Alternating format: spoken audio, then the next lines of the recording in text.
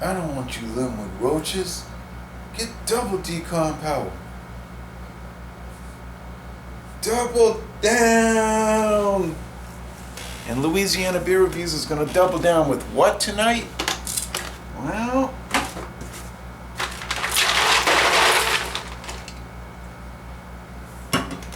Schlitz High Gravity V.S.L. Very Smooth Lager, introduced in 2005. I was in the beautiful town of Homestead, Florida. Oh, here's what I had earlier. Holba. The beautiful town of Homestead, Florida.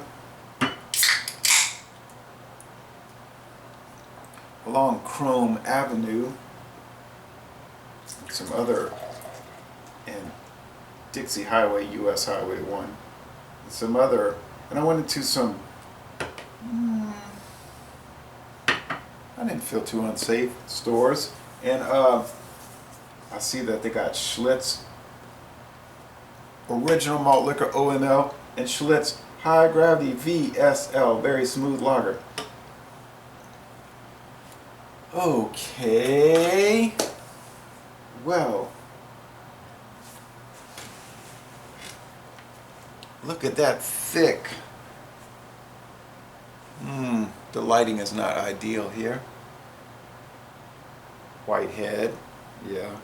Golden, bubbly appearance. You like bubbles, you like gold, you like clear.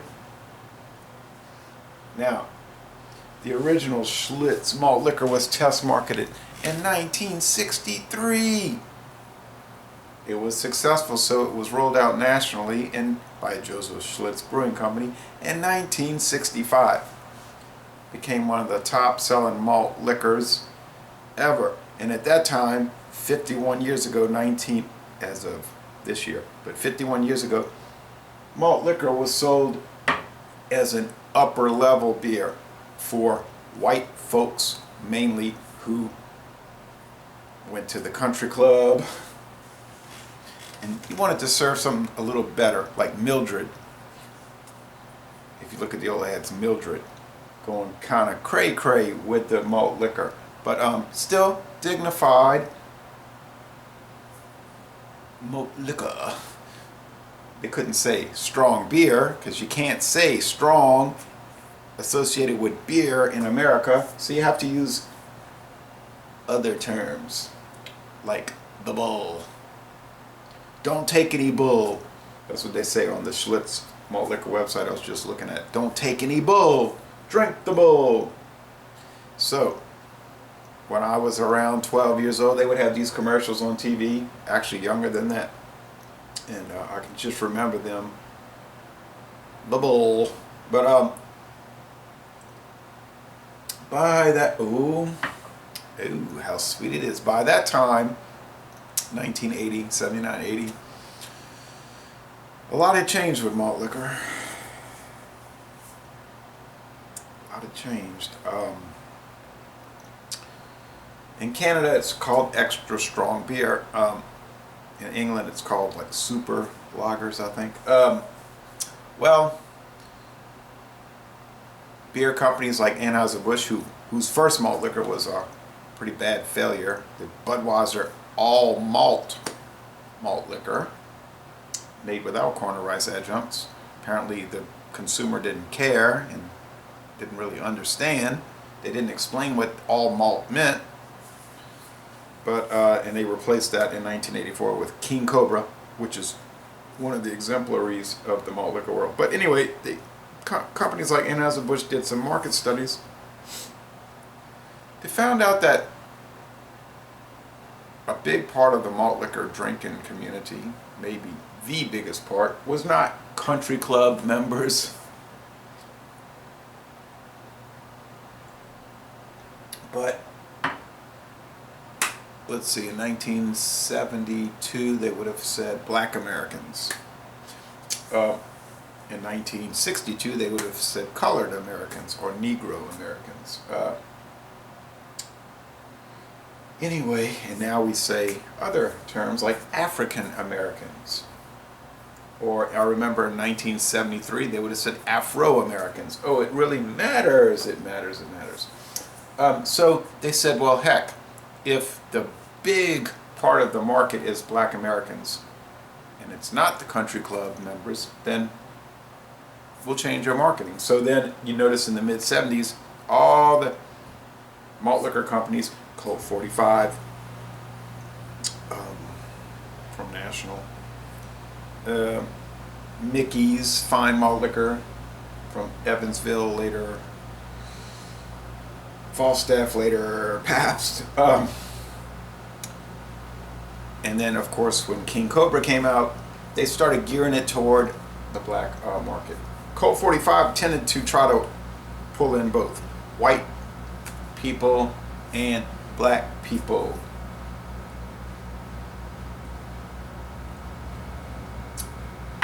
Colt 45 concentrated on the black Americans. King Cobra also. And then in the 90s it went hog wild with all the rap stars and even gangsta rap, you know, I'm a Kappa term. That caused endless controversy. Now, who does malt liquor target today?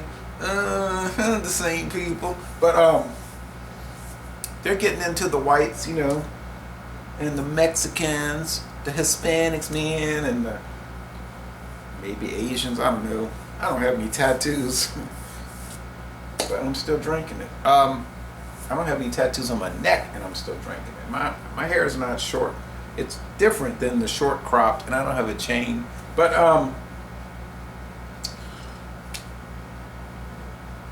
1984, they came out with their second edition, the Red Bull XL Extra Long Malt Liquor. Same thing, 5.9 as the original 5.9.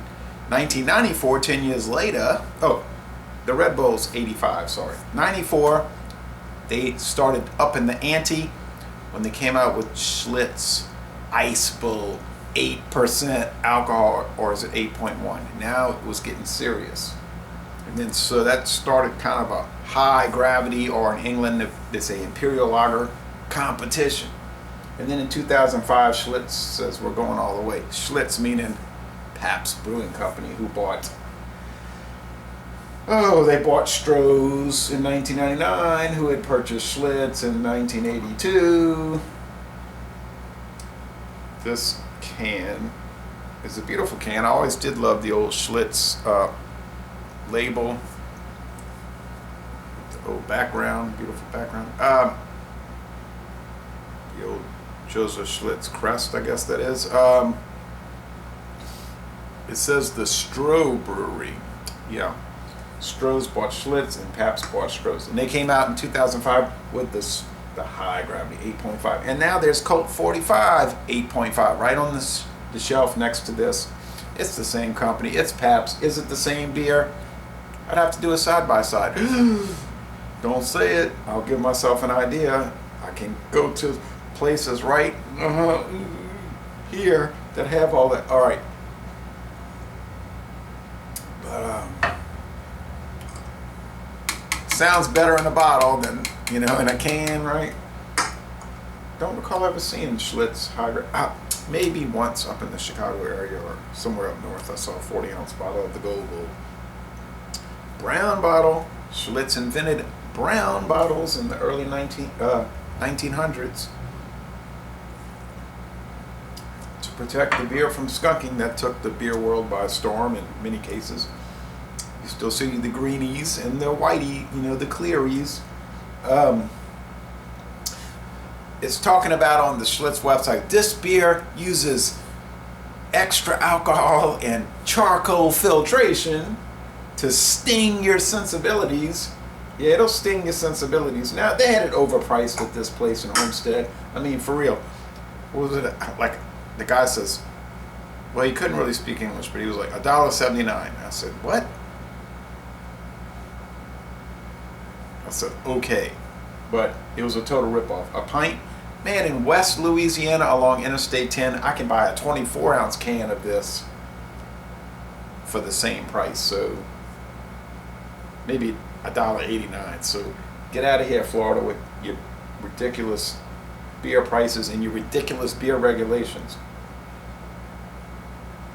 You know, in Florida, you can't even buy hard liquor in a convenience store.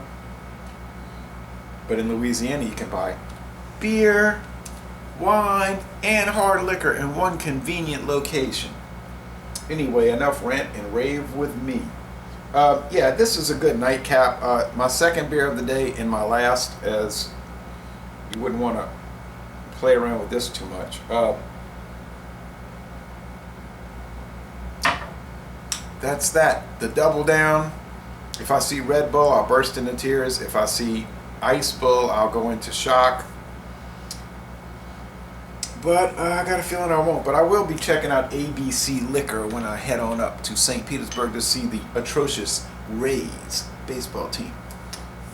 So, thanks for watching this video production live from the beautiful Nights Inn Motel on US Highway 1 in Florida City, Florida.